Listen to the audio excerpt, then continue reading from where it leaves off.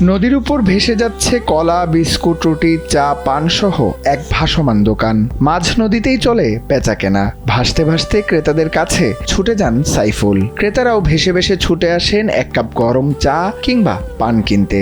অনেকেই এই চা রুটি দিয়ে মেটান আহার। ক্রেতাদের তালিকায় মাঝি ছাড়াও আছেন যাত্রীরা। মাঝ নদীতে এ মামা বলে ডাকতেই এমন পসরা সাজিয়ে ছুটে আসেন ভাসমানে বিক্রেতা। বলছিলাম বুড়িগঙ্গার মাঝি সাইফুলের কথা। আমি নিজেই পান খাই,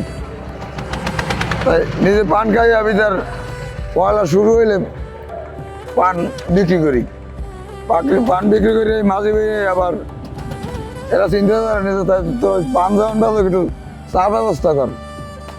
এই হ্যাঁ গো পরামর্শে এই চা ব্যবস্থা উঠে নিয়েছে। নদীর বুকে ভাসতে ভাসতেই চলে তাদের জীবন।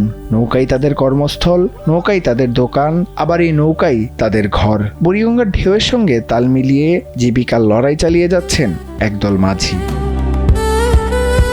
সকাল থেকে রাত পর্যন্ত নদীতে ভেসে চলে তাদের ব্যবসা, আর রাত হলেই সেই নৌকাতেই ঘুম, খাওয়া দাওয়া সবকিছু।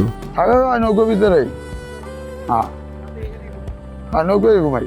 সূর্যের আলো ফোটার আগেই শুরু হয় তাদের দিন। বৈঠার টানে এগিয়ে চলে নৌকা, আর নৌকার উপর সাজানো ছোট্ট এক দোকান। এখানে নেই কোনো স্থায়ী ঠিকানা, নেই দোকানের ঘর বা শাটার। তবুও বুড়িগঙ্গার বুকে প্রতিদিন বসে তাদের এই ভাসমান দোকান। নদীর স্রোতের মতোই অনিশ্চিত তাদের জীবন। কখনো ভালো বিক্রি, কখনো কম আয়, তবুও থেমে নেই তাদের পথ চলা। বুড়িগঙ্গার ঢেউয়ের সঙ্গে লড়াই করে তারা বাঁচিয়ে রেখেছেন এক ভিন্ন ধরনের জীবিকা, যেখানে নৌকাই দোকান, নৌকাই ঘর, আর নৌকাই তাদের প্রতিদিনের সঙ্গী।